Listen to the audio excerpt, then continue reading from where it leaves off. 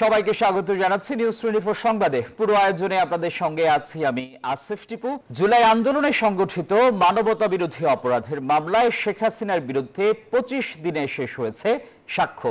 এই মামলার পরবর্তী ধাপ হবে যুক্তিতর্ক উপস্থাপন। নিউজ 24-কে প্রসিকিউটর গাজী এমএইচ তামিম জানান, 54 সাক্ষীর জবানবন্দিতে যে নিষ্ঠুরতা উঠে এসেছে, পরবর্তী আইনি লড়াইয়ে তা তুলে ধরে শেখ হাসিনার সর্বোচ্চ সাজা চাইবেন তারা। আর রাজসাক্ষী বনে যাওয়া সাবেক আইজিপির ভাগ্যে কি আছে সেটাও নির্ভর করছে ট্রাইব্যুনালের মর্জির উপর। মাহমুদুল হাসানের রিপোর্টে দেখুন বিস্তারিত। নাতিপুতিরাও পাবে না, তাহলে কি রাজাকারের নাতিপুতিরা পাবে? জুলাই গণহত্যার মাস্টারমাইন্ড ছিলেন পলাতক সাবেক প্রধানমন্ত্রী শেখ হাসিনা। হত্যাযজ্ঞে সুপার কমান্ড রেসপন্সিবিলিটির যে কাঠামো তৈরি করেছিলেন হাসিনা, তারই বিচার শুরু হয়েছে সবার আগে। গত 10 জুলাই 3 আসামির বিরুদ্ধে আনুষ্ঠানিক অভিযোগ গঠন করে বিচার শুরুর আদেশ দেন ট্রাইব্যুনাল। আসামিদের বিরুদ্ধে মানবতা বিরোধী অপরাধের 5টি অভিযোগ আনে প্রসিকিউশন। এই মামলায় 25 দিনে সাক্ষ্য দিয়েছেন 54 জন। তাদের মধ্যে ছিলেন শহীদের স্বজন, প্রত্যক্ষদর্শী, জুলাই যোদ্ধা, চিকিৎসক, আইনশৃঙ্খলা বাহিনীর সদস্য সহ আরও অনেকেই। এটি এমন এক বিচার কাজ যেখানে পাশবিক নির্যাতন, হত্যার বর্ণনা দিতে গিয়ে সাক্ষীর কেঁপেছে বুক, শহীদের স্বজনের চাপা কষ্টের কান্নায় ভিজেছে কাঠগড়া। আবেগ ধরে রাখতে পারেনি অনেকেই। সকলেরই অভিযোগ আর অভিশাপ ছিল পলাতক ফ্যাসিস্ট প্রধানমন্ত্রী শেখ হাসিনার উপর। সাক্ষ্যে তারা বলেছেন, হাসিনার একরোখা স্বৈরাচারী মনোভাব ও দেশকে পৈতৃক সম্পত্তি মনে করার প্রবৃত্তির কারণেই রক্তগঙ্গা বয়েছে দেশ জুড়ে। এসব সাক্ষ্যে উঠে এসেছে মারণাস্ত্র ব্যবহারের নির্দেশ, no treatment, no release, shoot at on sight ও হেলিকপ্টার থেকে গুলির মতো ঘটনা। চিকিৎসক শুনিয়েছেন কিভাবে চিকিৎসা না দিয়ে রোগীদের আটকে রাখার নির্দেশ ছিল। অ্যাম্বুলেন্সেও হয়েছে গুলি। পুলিশ বলেছে গুলি না করলে কি অকথ্য ভাষায় গালি দিয়েছে সিনিয়র অফিসাররা। আছে গণমাধ্যমে প্রকাশিত প্রতিবেদন, হাসিনার ফোনালাপ, নৃশংসতার নির্দেশের সরকারি নানা দলিল। কোনো বহিঃশত্রু নয়, নিজ দেশের মানুষকেই হত্যার ওপেন লাইসেন্স দেওয়া হয়েছিল আইন শৃঙ্খলা বাহিনীকে। মারা গেছেন 1400 মানুষ, আহত পঙ্গু। 24 জুলাইতে কোনো যুদ্ধ লাগেনি দেশে, অথচ সারা দেশে ছাত্র জনতার বুক বরাবর ছোড়া হয় 3 লাখেরও বেশি তাজা বুলেট। প্রসিকিউশন বলছে, জনগণের অনুগত পুলিশ বাহিনীকে নৃশংস ঘাতক বানিয়েছে যে হাসিনা, তার বিচার দ্রুতই হবে। যে কনস্টেবলটা ওই যে প্রত্যন্ত অঞ্চলে গিয়ে গুলি করেছে, ওই কনস্টেবল তো মানুষের জীবন রক্ষাও করেছে। তারা পিসকিপিং এ গিয়ে দেশের সুনাম অর্জন করে, কিন্তু ওই কনস্টেবলকে কে কিলার বানালো, তাকে আমাদের আগে আইডেন্টিফাই করতে হবে। এই বিবেচনায় আমরা মাস্টার মাইন্ডদেরকে আগে আমাদের প্রায়োরিটিতে দিয়ে এনেছি। বিচার ইনশাল্লাহ আমরা সবারই করব, তবে ক্রাইমস এগেইনস্ট হিউম্যানিটির বিচারে স্পিরিটটা হলো যে আপনাকে সুপিরিয়র অফিসারদের বিচার করতে হবে। এই প্রসিকিউটরের কাছে প্রশ্ন ছিল, জুলাই শহীদের রক্ত যার হাতে, সেই আইজিপি মামুন কি রাজসাক্ষী হয়েই পার পেয়ে যাবেন?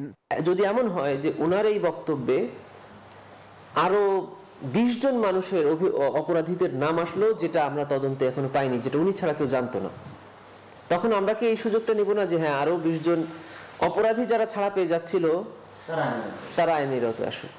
আইন বলে দিয়েছে তখন কোর্ট চাইলে তাকে এই পার্ডন অফ অ্যান অ্যাপ্রুভার, মানে এই অ্যাপ্রুভারকে ক্ষমা করে দিতে পারেন, আবার নাও পারেন, আবার কমাতেও পারেন।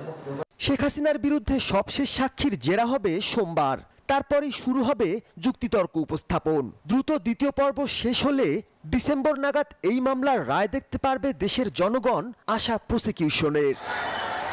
মাহমুদুল হাসান, নিউজ 24, ঢাকা। এবার জানাবো শারদীয় দুর্গাপূজার খবর।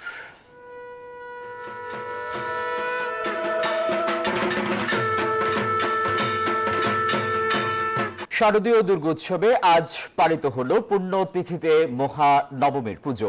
মহানবমীতে ষোড়শ উপাচারে দেবীর পূজা সম্পন্ন হয়, দেয়া হয় পুষ্পাঞ্জলি ও প্রসাদ। সন্ধিক্ষণে মহাসুর বিনাশের মধ্য দিয়ে নিপাত যাক অশুভের ছায়া, প্রত্যাশা ভক্তদের। সুখের সাথে বিদায়ে বিষাদ ঘেরা এই দিনে ভক্তদের আরাধনা পাক রূপ। একদিকে পূর্ণ হলো উৎসবের তিথি, অন্যদিকে বাজাচ্ছে বিদায়ের বাদ্য। মনে জাগে আশ, দুর্গা তুমি থাকো আরো, যেও না কৈলাস। তোমার আগমনে সুখী হলো মন, চলে যাবে তুমি তাই তো গুনছি দিনক্ষণ। দুর্গা উৎসবের নবম দিনে সিদ্ধিদাত্রী রূপে সকালে চলে পার্বতী পূজা। ভক্তদের দেয়া ষোড়শ উপাচারের সঙ্গে 108টি বেলপাতা, পদ্ম, আম কাঠ, ঘি দিয়ে পুজো চলে সকাল থেকে। দেয়া হয় নীলকণ্ঠ, অপরাজিতা ফুল, যজ্ঞ ও আহুতি। মহানবমীতে ভক্তদের আরাধনায় পূজ্য হন দেবী দুর্গা। মন খারাপ লাগতেছে, আজকে লাস্ট ডে, আজকে ঘোরাফেরা আনন্দের লাস্ট দিন, কালকে পুজো শেষ, তো এই যে ঘুরতেছি। Most importantly, friendship and cooperation. These are the values we, on this auspicious occasion, should promote, uphold, and of course cherish for the rest of our life. মত্তে Durga মা, বাজে আনন্দের ঢাক, তবে রাত পোহালেই মা যাবেন চলে, সেই দুঃখটুকুই থাক। দেবী দুর্গাকে প্রাণ ভরে দেখে নেওয়ার ক্ষণ আজ। একই সাথে এটা একটা আনন্দের অনুভূতি, বাট আনন্দ শেষ না হতেই বেদনার যে অনুভূতি সেটি আসলে জেগে ওঠে। প্রতিটা মানুষের সাথে এই আনন্দটা ভাগাভাগি করতে পারি। সিদ্ধিদাত্রে 16 কলায় পূর্ণ পূজা হলো আজ। সব দেবদেবীদের পূজা করা হয়েছে এই দিনে। মানুষের ভ্রাতৃত্ববোধ, মানুষের সঙ্গে যেন সকলে মিলে মিশে এখানে শান্তিতে থাকতে পারেন, এও আমাদের একটি প্রার্থনা। সুখ, শান্তি ও সমৃদ্ধি কামনায় পালিত নবমী যেন বিদায়ের অমোঘ পরোয়ানা নিয়ে হাজির। তারপরও নবরাত্রিতে সিদ্ধিদাত্রীর উপাসনায় সংসারের সুখ ও সমৃদ্ধির কামনায় অনুসারীরা। মা আজকে মোটামুটি শেষ, কালকের দিনে আমরা মাকে বিদায় জানাবো। সো এই জিনিসটা একটা খারাপ, দুঃখটাও অ্যাকচুয়ালি খুব থাকে। যত দিন যায় ততই পুজোর সময় বিদায়ের যে ঘন্টাটা বাজে, ওটাই আমাদের মনটা একটু খারাপ হয়। বাজবে বিসর্জনের বাজনা, হবে বিজয়াগমন, দোলায় চড়ে কৈলাসে ফেরত যাবেন উমা। রোমা চৌধুরী, নিউজ 24, ঢাকা।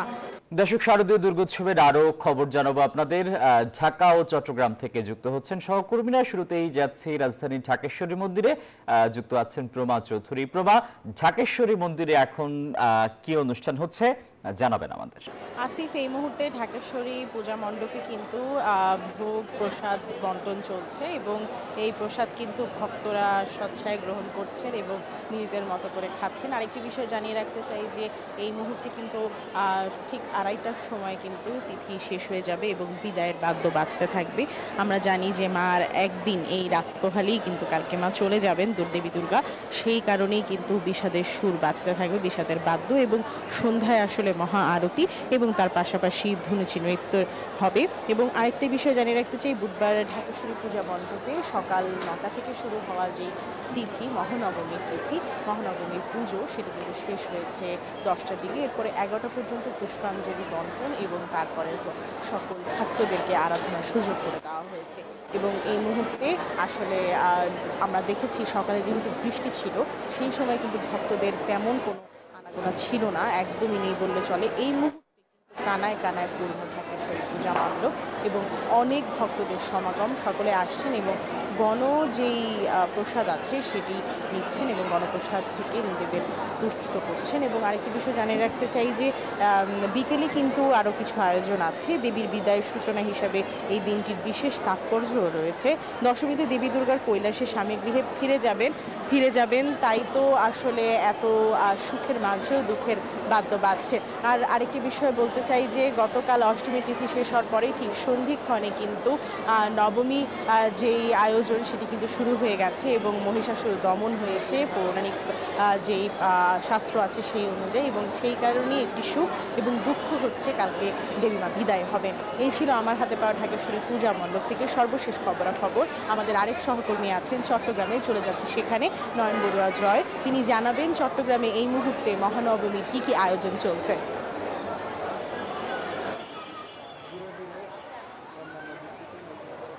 ধন্যবাদ প্রমা আপনাকে। দেখতে পাচ্ছেন যে ঢাকার মতো আমরা চট্টগ্রামের যে মণ্ডপগুলো আছে সব মণ্ডপে কিন্তু আমরা মহানবমীর যে পুজো শেষ হয়েছে, তো অঞ্জলিও কিন্তু দেওয়া শেষ। পূজার্থীরা ছুটে এসেছেন এখানে, সনাতন ধর্মাবলম্বীরা কিন্তু আসলে যেখানে দুর্গা দর্শন করতে কিন্তু সবার ভিড় দেখা যাচ্ছে মণ্ডপে। আমি আছি জামশান হলে, কেন্দ্রীয় এই মণ্ডপটি কেন্দ্রীয়ভাবে আয়োজন করা হয় প্রতি বছরের ন্যায় এবারও তার কোনো ব্যতিক্রম হয়নি। চট্টগ্রামে অন্যান্য যে মণ্ডপগুলো আছে সব মণ্ডপে যে আনন্দ ঘন পরিবেশের মধ্য দিয়ে ধর্মীয় ভাব গাম্ভীর্যের মধ্য দিয়ে শারদীয় দুর্গোৎসব পালন করা হচ্ছে। তো আমরা এখানে যে একটা উৎসব, সেই উৎসবটা কিন্তু আমরা দেখতে পাচ্ছি। যারা এসেছেন তাদের সাথে আমরা একটু কথা বলতে চাচ্ছি। কেমন লাগছে যে পুজোতে এসেছেন? আজকে মহানবমী, আগামীকাল বিজয়া দশমী, মা দুর্গাকে বিদায় দেবেন। হ্যাঁ, বছরে আমরা বছরে এই দিনের জন্যই আমাদের অপেক্ষা। আজ নবমী, হয়তো একটু আনন্দও লাগছে, খারাপও লাগছে, কাল পুজো শেষ, সব মিলিয়ে আনন্দ কাটুক এটাই চাই সবার, সবাইকে শারদীয় শুভেচ্ছা। অনেক ধন্যবাদ। বুঝতে পেরেছেন যে আগামীকাল সকাল থেকে বিদায়ের সুর বাজতে শুরু করবে, যে দুর্গাকে বিদায় দেবে। তো এখানে চট্টগ্রামে বিভিন্ন জায়গায় বিসর্জনের আয়োজন করেছে সিটি কর্পোরেশন, পতেঙ্গা সমুদ্র সৈকত সহ অন্যান্য জায়গায়ও এই আয়োজন রয়েছে। এই ছিল আমার এখানকার সর্বশেষ। ফিরে যাচ্ছি স্টুডিওতে আসিফ টিপুর কাছে। নারায়ণ বড়ুয়া জয়, আপনাকে ধন্যবাদ। সেই সঙ্গে ধন্যবাদ প্রমা চৌধুরীকেও। দর্শক, ঢাকা ও চট্টগ্রাম থেকে শারদীয় দুর্গোৎসবের খবর জানাচ্ছিলেন সহকর্মীরা। পূজার সময় পাহাড়ে পরিকল্পিতভাবে অশান্তি সৃষ্টি করা হয়েছে বলে মন্তব্য করেছেন বিএনপির সিনিয়র যুগ্ম মহাসচিব রুহুল কবির রিজভী। সকালে রাজধানীর পল্টন পূজা মণ্ডপ পরিদর্শনে এসে এ মন্তব্য করেন তিনি। বলেন, তারেক রহমানের নির্দেশে সারা দেশে বিএনপির নেতাকর্মীরা সতর্ক আছে যাতে নির্বিঘ্নে পূজা শেষ হয়। রাজনৈতিক স্বার্থে এই ধর্মীয় উৎসবকে বিভাজনের দিকে ঠেলে দেওয়ার চেষ্টা করা হয়েছে এতদিন, এখনো প্রচেষ্টা আছে। বিএনপির এই নেতা বলেন, যারা শেখ হাসিনার পতন মেনে নিতে পারেনি তারাই দেশ বিদেশ থেকে নানা চক্রান্ত করছে। সারা দেশকে ওই দিকে দৃষ্টি নিবদ্ধ করা হলো কেন এই উৎসবের মুহূর্তে? এটা পরিকল্পিত। বাংলাদেশকে অস্থিতিশীল করার একটা জাতীয় আন্তর্জাতিক চক্রান্ত। যারা শেখ হাসিনার পতনকে মেনে নিতে পারেনি তারাই এই চক্রান্ত করে যাচ্ছে। আমি আপনাদের সামনে বলতে চাই যে আপনাদের এই উৎসব এবং পূজা এটা শেষ না হওয়া পর্যন্ত, বিসর্জন না হওয়া পর্যন্ত সবাই একেবারে কঠিন প্রাচীরের মতো কাজ করবে আপনাদেরকে সাথে নিয়ে। আওয়ামী লীগের সচল হওয়া নিয়ে বক্তব্যে প্রশ্নবিদ্ধ হয়েছেন প্রধান উপদেষ্টা ডক্টর মোহাম্মদ ইউনূস। এমন মন্তব্য করেছেন বিএনপির স্থায়ী কমিটির সদস্য এজেডএম জাহিদ হোসেন। বলেন, বিচার ছাড়া আওয়ামী লীগের রাজনীতি করার কোনো সুযোগ নেই। দুপুরে জাতীয় প্রেস ক্লাবে এক অনুষ্ঠান শেষে এসব কথা বলেন তিনি। রাতে করেছে তার জন্য তাদের অনুশোচনা হবে না, এটা তো হতে পারে না। কাজে দে নিড টু আপনার কি বলে যে আনকন্ডিশনালি জনগণের কাছে ক্ষমা চাইতে হবে, যেটা জনগণ সিদ্ধান্ত নেবে ক্ষমা করবে কি করবে না। জামায়াতে ইসলামের আমির ডাক্তার শফিকুর রহমানের সঙ্গে ঢাকায় নিযুক্ত সুইডেনের রাষ্ট্রদূত মিস্টার নিকোলাস উইক্স সৌজন্য সাক্ষাৎ করেছেন। বুধবার সকাল 9টায় রাজধানীর বসুন্ধরাস্থ আমিরে জামায়াতের কার্যালয়ে এই বৈঠক অনুষ্ঠিত হয়। বৈঠকে দ্বিপক্ষীয় সম্পর্ক, ব্যবসা বাণিজ্য ও কূটনৈতিক অগ্রগতি নিয়ে আলোচনা হয়েছে। উভয় পক্ষ ভবিষ্যতে দুই দেশের অর্থনৈতিক ও উন্নয়নমূলক সম্পর্ক আরও জোরদার হবে বলে আশাবাদ ব্যক্ত করেন। আলোচনাকালে সুইডেন দূতাবাসের বাণিজ্য, রাজনীতি এবং যোগাযোগ বিভাগের প্রধান মিস্টার ওলে লুন্ডিন উপস্থিত ছিলেন। আওয়ামী লীগের কার্যক্রমের উপর দেয়া নিষেধাজ্ঞা দ্রুত উঠিয়ে নেয়ার কোনো সম্ভাবনা নেই বলে মন্তব্য করেছেন আইন উপদেষ্টা ডক্টর আসিফ নজরুল। বুধবার দুপুর 1টায় বরিশালে পূজা মণ্ডপ পরিদর্শন শেষে কথা বলেন তিনি। বিদেশি গণমাধ্যমে প্রধান উপদেষ্টার সাক্ষাৎকারের প্রসঙ্গে আইন উপদেষ্টা বলেন, ফেব্রুয়ারির প্রথমার্ধেই নির্বাচন অনুষ্ঠিত হবে। অশান্ত পাহাড় প্রসঙ্গে আইন উপদেষ্টা বলেন, পাহাড়কে যারা অশান্ত করবে তাদের বিরুদ্ধে ব্যবস্থা নেবে সরকার। আওয়ামী লীগের কার্যক্রম নিষিদ্ধটা উইথড্র হবে এই ধরনের কোনো সম্ভাবনা আমি দেখতে পাচ্ছি না। আপনার পাহাড়ি বাঙালি বলে বা আপনার হিন্দু, খ্রিস্টান, মুসলমান বলে আমরা যেটা বুঝি, আমাদের অ্যাপ্রোচটা হচ্ছে সবাই বাংলাদেশের নাগরিক এবং এটার পিছনে যারা বাধা হবে তাদেরকে আমাদের আইন শৃঙ্খলা রক্ষাকারী বাহিনী আইন মোতাবেক তাদের বিরুদ্ধে সমভাবে ব্যবস্থা নিবে। রোহিঙ্গা সংকট নিরসনে বাস্তব ভিত্তিক রোডম্যাপ তৈরি, রাখাইন অঞ্চলে আন্তর্জাতিক পর্যবেক্ষক মোতায়েন সহ জাতিসংঘে 7 দফার প্রস্তাব দিয়েছেন প্রধান উপদেষ্টা ডক্টর মোহাম্মদ ইউনূস। জাতিসংঘ সদর দপ্তরে মিয়ানমারের রোহিঙ্গা মুসলিম ও অন্যান্য সংখ্যালঘুদের পরিস্থিতি বিষয়ক উচ্চ পর্যায়ের সম্মেলনের উদ্বোধনী অধিবেশনে অধ্যাপক ইউনূস এসব প্রস্তাব তুলে ধরেন।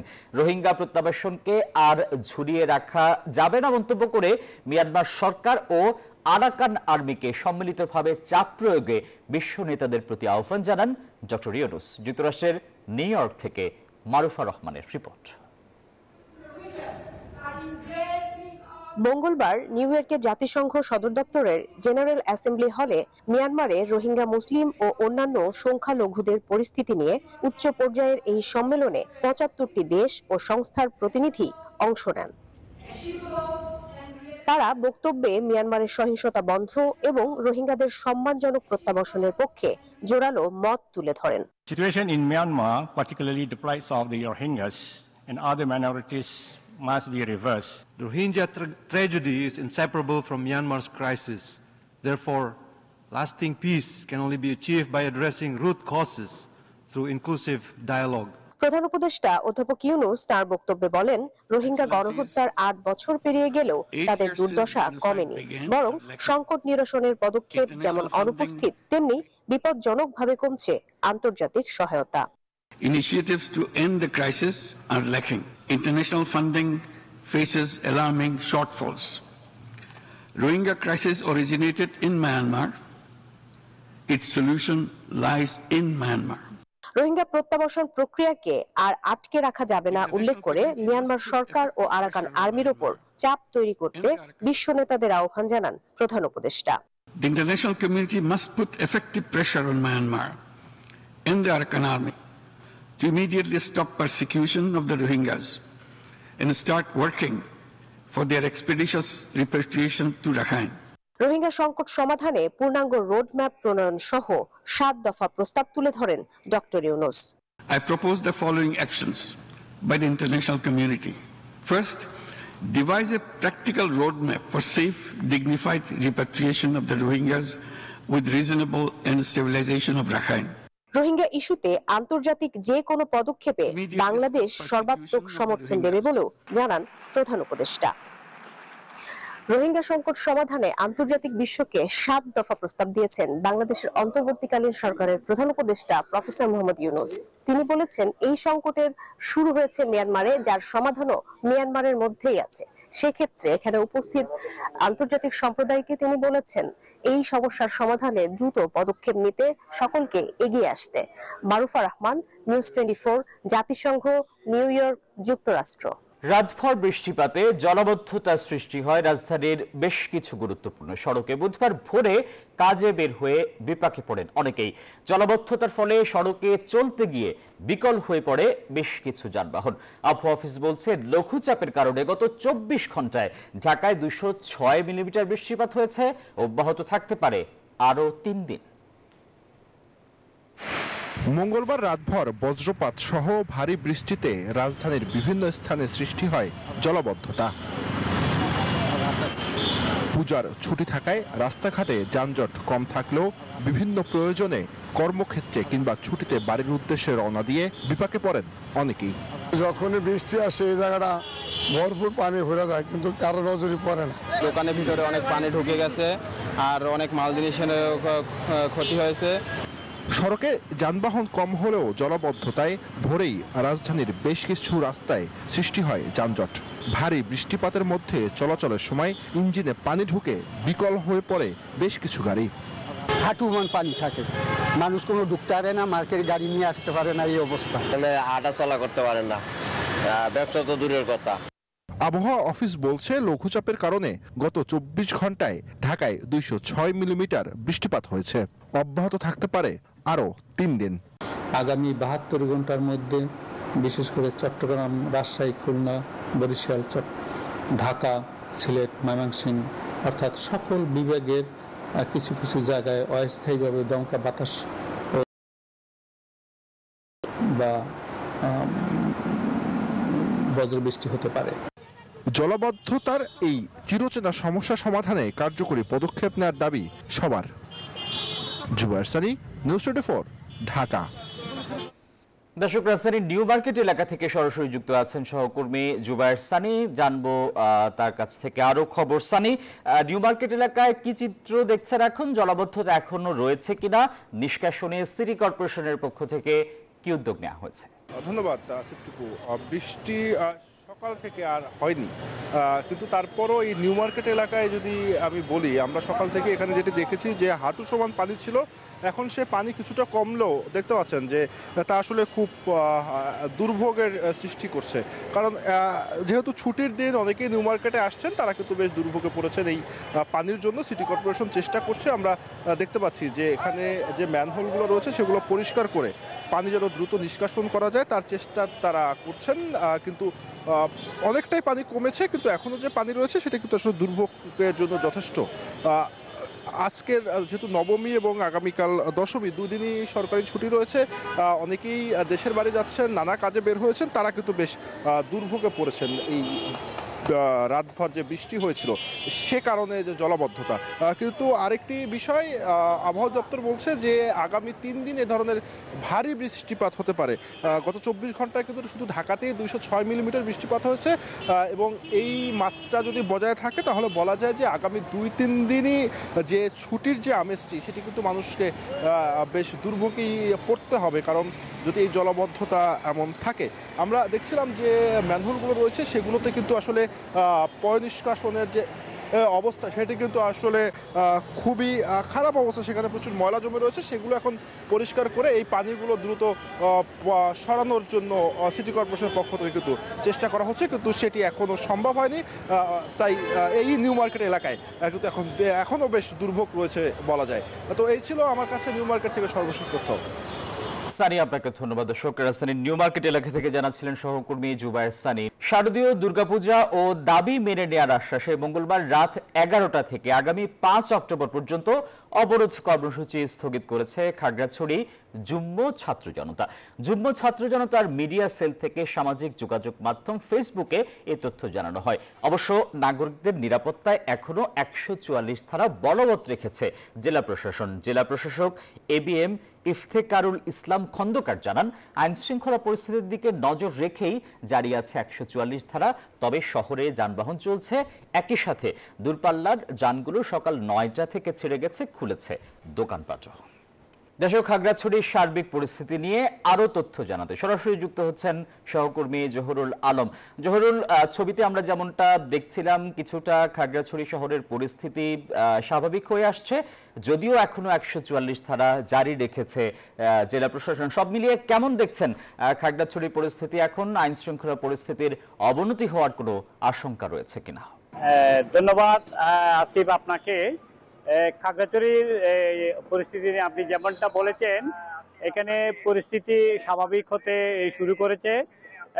বিশেষ করে যুগ্ম ছাত্র জনতা তারা যে অবরোধ ডেকেছিল তা গতকাল রাত 11টা থেকে আগামী 5 আগস্ট পর্যন্ত স্থগিত করায় এখানে যানবাহনগুলো চলাচল শুরু করেছে। বিশেষ করে ঢাকা, চট্টগ্রাম, ফেনী, কুমিল্লা সহ দূরপাল্লার সকল প্রকার যাত্রীবাহী যানবাহন এবং পণ্যবাহী যে ট্রাকগুলো আছে সবকিছুই চলাচল করেছে, এবং শহরে যে দোকানপাটগুলো রয়েছে সেই দোকানপাটগুলো এখানে খুলেছে, দোকানিরা বিক্রি করছে। পাশাপাশি আপনার সাজেক সহ যে এখানে যে পর্যটন স্পটগুলো রয়েছে সেখানে যেসব পর্যটক এসেছে তারা যানবাহন যোগে সেই সব পর্যটন এলাকাগুলোতে ঘুরতে যাচ্ছে। তবে দীর্ঘদিন বন্ধ থাকার কারণে, বিশেষ করে অবরোধ থাকার কারণে তারা হয়তো নানাভাবে আটকা পড়েছিল, কিন্তু এখন সেটা না থাকায় তারা আবার পুনরায় তাদের পর্যটন স্পটগুলোতে ঘুরে যাচ্ছে। শান্তি পরিবহনের মালিক গ্রুপের যিনি আছেন সাধারণ সম্পাদক, তিনি আমাদেরকে জানিয়েছেন সকাল থেকেই এই যানবাহনগুলো তাদের ছেড়েছে, এবং ঢাকা, চট্টগ্রাম থেকেও তাদের যানবাহনগুলো খাগড়াছড়ি এসে পৌঁছেছে। এবং খাগড়াছড়ির পৌর শাপলা চত্বর থেকে ছিল সর্বশেষ পরিস্থিতি আমার এই। জহুরুল, আপনাকে ধন্যবাদ। দর্শক, খাগড়াছড়ির সার্বিক পরিস্থিতি জানাচ্ছিলেন সহকর্মী জহুরুল আলম। সড়ক দুর্ঘটনা রোধে প্রয়োজন সড়ক নিরাপত্তা আইন। এই আইনের খসড়া তৈরিতে কমিটি গঠন হয়েছে বলে জানিয়েছে নিরাপদ সড়ক চাই। বুধবার সকালে জাতীয় প্রেস ক্লাবে জাতীয় নিরাপদ সড়ক দিবস 2025 উপলক্ষে মাসব্যাপী কর্মসূচির উদ্বোধনের প্রেক্ষিতে সংবাদ সম্মেলনে এসব কথা জানান বক্তারা। বলেন, সড়ক দুর্ঘটনা ও ক্ষয়ক্ষতির ব্যাপকতা বহুমাত্রিক হওয়ায় সরকারের একার পক্ষে তা নিরসন করা সম্ভব নয়। এর জন্য জাতীয় ও আন্তর্জাতিক পর্যায়ের বিভিন্ন সংস্থা, প্রতিষ্ঠান এবং বিশেষজ্ঞ ব্যক্তিদের সম্মিলিত প্রচেষ্টা এবং কার্যকর উদ্যোগ প্রয়োজন বলেও দাবি জানান তারা। এ সময় সংগঠনের ভারপ্রাপ্ত চেয়ারম্যান মিরাজুল মঈন জয় ভার্চুয়ালি যোগ দেন এবং প্রতিষ্ঠাতা ইলিয়াস কাঞ্চনের শারীরিক সুস্থতার জন্য দেশবাসীর কাছে দোয়া প্রার্থনা করেন।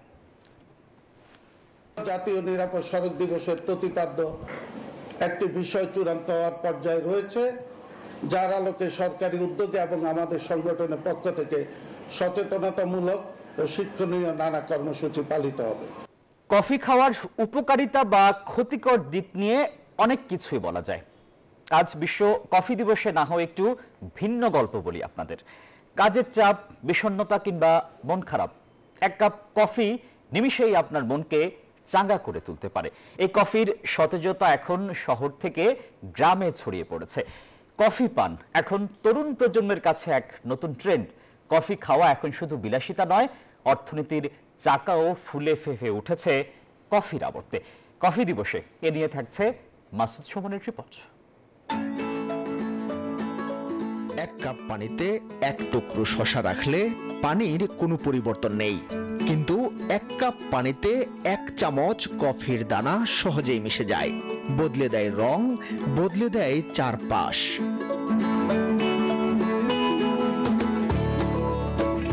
এদেশে একসময় কফি খেতে যাওয়া ছিল বিলাসিতা বা প্রাচুর্যের প্রতীক। সময়ের আবর্তে কফি আসে সীমিত আয়ের মানুষের ঘরেও, শহর কিংবা গ্রাম। দুপা এগুলোই অনেক জায়গায় মেলে কফি শপ। সেখানে শুধু কফি খাওয়ার বিষয় না, থাকে বন্ধুদের সঙ্গে আড্ডা দেওয়ার বিষয়ও। এসব দোকান হয়ে ওঠে নতুন বন্ধু গড়ার ক্ষেত্র। এসপ্রেসো মূলত বিভিন্ন ধরনের কফির বেজ বা ভিত্তি। 150 মিলিমিটার ফুটন্ত পানির সঙ্গে 8 গ্রাম কফির মিশ্রণে তৈরি হয় এসপ্রেসো। অত্যন্ত কড়া ও তেতো স্বাদের এই কফি কাজের জন্য উদ্যম নিয়ে আসতে সাহায্য করে। আমেরিকানো দ্বিতীয় বিশ্বযুদ্ধের সময় ইতালিতে মার্কিন সেনাবাহিনীর হাতে এর জন্ম। তিতকুটে এসপ্রেসোর সাথে সমপরিমাণ পানি মিশিয়ে পান করা হতো বলেই এর নাম হয় আমেরিকানো। লাতে দুধের ইতালীয় নাম লাতে। কফির দ্বিগুণ পরিমাণ দুধ দিয়ে বানানো লাতেতে মিষ্টতার পরিমাণ বেশি, উপরে ভেসে থাকে দুধ। ক্যাপুচিনো ইতালির ক্যাপুচিন ধর্মযাজকের খয়েরি রঙের বিশেষ পোশাকের সঙ্গে মিলের কারণে এই কফির নাম ক্যাপুচিনো। 1 ভাগ দুধের ফেনা মিশিয়ে তৈরি হয় ক্যাপুচিনো। এর উপরে ছিটানো থাকে কোকো পাউডার বা দারুচিনি গুঁড়া। এমন হরেক পদের কফির স্বাদেও রয়েছে ভিন্নতা। সময়ের সাথে এখন কফির কাপেও ভেসে ওঠে ভালোবাসা, ফুল সহ বাহারি রঙের ডিজাইন। ক্লান্তি দূর হয়, অসময় একটু টায়ার্ড ফিল করলে আমরা কফিটা খাই। আমার কাছে কফিটা হচ্ছে প্রেম আর চাটা হচ্ছে ভালোবাসা। উপকারিতা বা ক্ষতিকর দিকগুলো বিবেচনায় রেখে কফি হোক মন ভালো রাখার সঙ্গী, সতেজতায় ভরে উঠুক চারপাশ। মাসুদ সুমন, নিউজ 24, ঢাকা। দুর্গাপূজার ছুটিতে কক্সবাজারে পর্যটকের ঝড়, সৈকতে ঘুরে বেড়াচ্ছেন ভ্রমণ পিপাসুরা। টানা 4 দিনের ছুটি ঘিরে লাখো পর্যটক সমাগমের আশা পর্যটন সংশ্লিষ্টদের। পর্যটকদের নিরাপত্তায় সার্বক্ষণিক সচেষ্ট থাকার কথা জানিয়েছে টুরিস্ট পুলিশ। ইরফানুল হাসানের তথ্য এবং ছবিতে ডেস্ক রিপোর্ট। কক্সবাজার সমুদ্র সৈকতে যেন পর্যটকদের ঢল নেমেছে। সৈকতের সুগন্ধা, লাবণী আর কলাতলি পয়েন্ট এখন প্রাণচাঞ্চল্যে ভরপুর। সমুদ্রের নোনা জলেও গা ভাসাচ্ছেন ভ্রমণ পিপাসুরা। কেউ আবার পরিবার পরিজন নিয়ে সময় কাটাচ্ছেন সমুদ্র তীরে। নানা নানু খালা খালু সবাই মিলে একসাথে আসছি, অনেক ভালো লাগছে। সমুদ্র দেখলাম, ভালো লাগলো। মেয়ে জামাই নাতি সপরিবারে এসেছি। গ্রামীণ জীবনে আসলে কক্সবাজারের ফিলটা উপভোগ করতে পারি, এই জন্য আমরা প্রতিনিয়ত কক্সবাজারে আসি। বিশ্বে কোথাও এত বড় সমুদ্র নাই, আমি বহু দেশে ঘুরছি কিন্তু এমন সমুদ্র পাইনি। ছুটির সময় পূজা বা ঈদে প্রচুর ভিড় থাকে, এটা একটা বিষয়, তারপর ভালো তো লাগে। পূজার টানা 4 দিনের ছুটিতে হোটেল, মোটেল, রিসোর্ট ও কটেজগুলোতে আগাম বুকিংয়ের চাপ বেড়েছে কয়েক গুণ। লাখো পর্যটক সমাগমের আশা পর্যটন সংশ্লিষ্টদের। আমরা কাঙ্ক্ষিত যে আমরা আশাটা করছিলাম সেরকম কিন্তু আমরা বুকিং পেয়েছি। আগামী যে কয়দিন বন্ধ থাকবে আশা করছি কক্সবাজার পর্যটকের ভরপুর থাকবে। অন্যদিকে পর্যটকদের নিরাপত্তায় ট্যুরিস্ট পুলিশ নিয়েছে বিশেষ নিরাপত্তা ব্যবস্থা। সৈকতের প্রতিটি গুরুত্বপূর্ণ পয়েন্টে থাকবে বাড়তি টহল ও নজরদারি।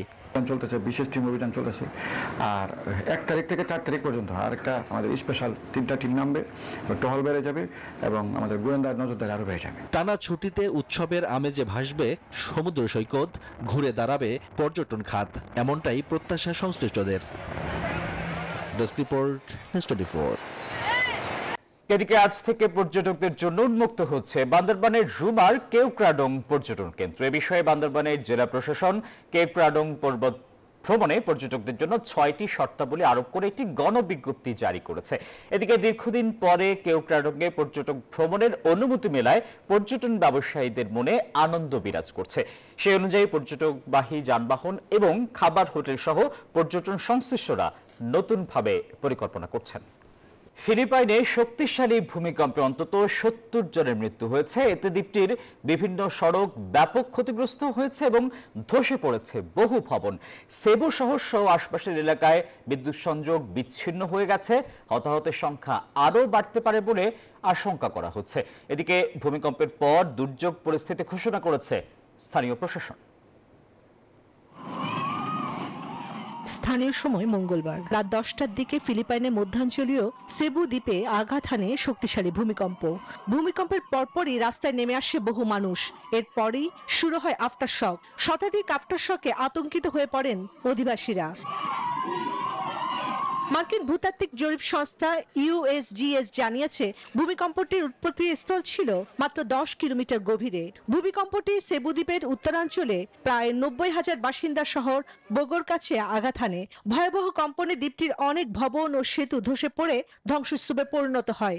অনেকেই ভবনের ভেতরে আটকা পড়েন। তাদের উদ্ধারে কাজ করছেন উদ্ধারকর্মীরা। রাতের আঁধারে উদ্ধার কাজ চালাতে তাদের বেগ পেতে হচ্ছে।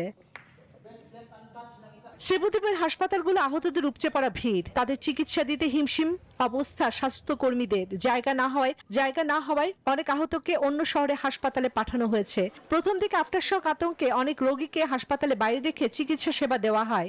ভূমিকম্পের পরেই সেখানে দুর্যোগ পরিস্থিতি ঘোষণা করেছে প্রশাসন। কর্তৃপক্ষ জানিয়েছে জরুরি সহায়তা পৌঁছে দেওয়া এবং যোগাযোগ পুনঃস্থাপনের সর্বাত্মক চেষ্টা চলছে। প্রশান্ত মহাসাগরের রিং অফ ফায়ার এলাকায় অবস্থানের কারণে ফিলিপাইনে ঘন ঘন ভূমিকম্প হয়। পাশাপাশি প্রতি বছর একের পর এক টাইফুন ও আঘাত হানে দেশটিতে। মাত্র 1 সপ্তাহ আগে ফিলিপাইনে আঘাত হানা 2টি টাইফুনে প্রাণ গেছে অনেক মানুষের। এরপর এমন ভূমিকম্পে চরম বিপর্যয়ের মুখে পড়েছে দেশটির জনগণ। চন্দ্রা, নিউজ 24। বিসিবির নির্বাচন থেকে সরে দাঁড়ালেন সাবেক অধিনায়ক তামিম ইকবাল। বুধবার সকাল 10:15টার দিকে মিরপুর শেরেবাংলা স্টেডিয়ামে এসে মনোনয়নপত্র প্রত্যাহার করেন তামিম। সাবেক বিসিবি সভাপতি ফারুক আহমেদের করা রিটে তৃতীয় বিভাগ বাছাই ক্রিকেট থেকে উঠে আসা বিতর্কিত 15টি ক্লাবের কাউন্সিলরদের নাম চূড়ান্ত ভোটার তালিকায় অন্তর্ভুক্তির কার্যক্রম স্থগিত করেন হাইকোর্ট। এরপর থেকেই ক্রিকেট পাড়ায় গুঞ্জন ছিল নির্বাচন থেকে সরে দাঁড়াবেন তামিম। তার সাথে মনোনয়নপত্র প্রত্যাহার করেছেন সাইদ ইব্রাহিম, ইসরাফিল খসরু, রফিকুল ইসলাম বাবু, বোরহানুল পাপ্পু, মাসুদুজ্জামান, আসিফ রব্বানী, মির্জা ইয়াসির আব্বাস, সাব্বির আহমেদ রুবেল, মীর হেলাল ও সিরাজউদ্দিন আলমগীর। কারেই ছিল নিউজ 24 সংবাদের এখনকার আয়োজন। আরো সংবাদ বিশ্লেষণ জানতে ভিজিট করুন news24bd.tv। সবাইকে ধন্যবাদ।